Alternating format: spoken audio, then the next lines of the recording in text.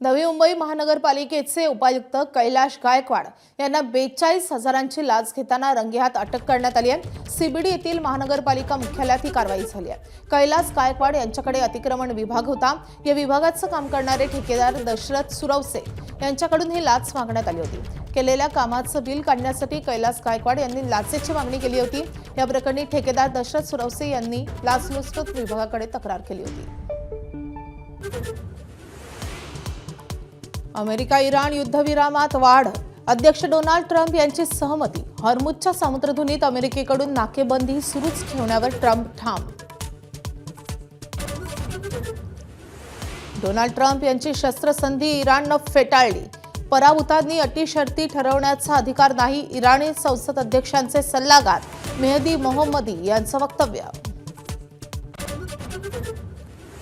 राज्यातील शासकीय निमशासकीय कर्मचाऱ्यांच्या संपाचा आजचा दुसरा दिवस। जुन्या पेन्शन योजनेसाठी कर्मचारी आक्रमक, निर्णय होईपर्यंत मागे न हटण्याचा निर्धार। विधान परिषदेच्या निवडणुकीसाठी भाजपची आज बैठक। संख्याबळानुसार भाजपचे 10 पैकी 6 उमेदवार जिंकू शकतात, तर इच्छुकांची लांबच लांब यादी समोर।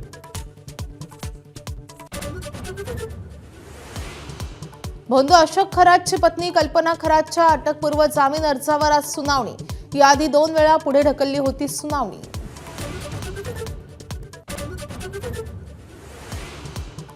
टिटवाळ्यातल्या ड्रग्ज धाडीसाठी पोलिसांनी लढवली भन्नाट आयडिया। महापालिकेचा सर्व्हे म्हणत केला अश्विनी पॉलच्या घरात प्रवेश।